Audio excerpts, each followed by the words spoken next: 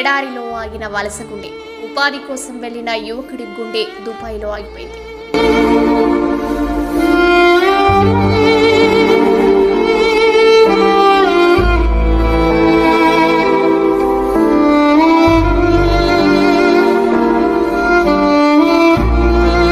ఉపాధి లేక వలస వెళ్లిన చిగురుమామిడి మండల కేంద్రానికి చెందిన ఖమ్మంపల్లి సాయి కిరణ్ 10 రోజుల క్రితం ఎడారి దేశమైన దుబాయ్లో గుండెపోటుతో మృతి చెందాడు.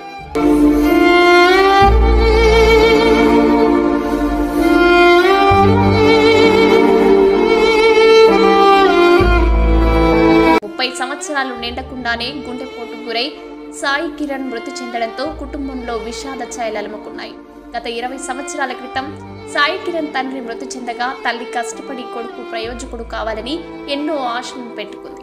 కుటుంబాన్ని పోషించే సాయి కిరణ్ గత 6 సంవత్సరాలుగా దుబాయ్లో పనిచేస్తున్నాడు. ఎంతో ఆరోగ్యంగా ఉండే సాయి కిరణ్ కు గుండెపోటు రావడంతో నిద్రలోనే మృతి చెందినట్లు గుర్తించారు. అదే విషయాన్ని కుటుంబ సభ్యులకు దుబాయ్ నుండి సాయి కిరణ్ స్నేహితుడు తెలియజేశారు. గురువారం రోజున దుబాయ్ నుండి సాయి కిరణ్ మృతదేహం చిగురుమామిడికి చేరుకుంది.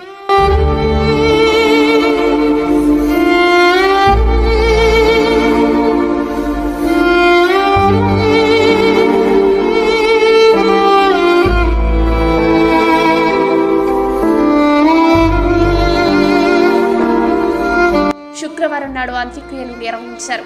ఒక కొడుకు మృతి చెందడంతో తల్లి గుండెలు బాదుకుని ఏడుస్తుంది.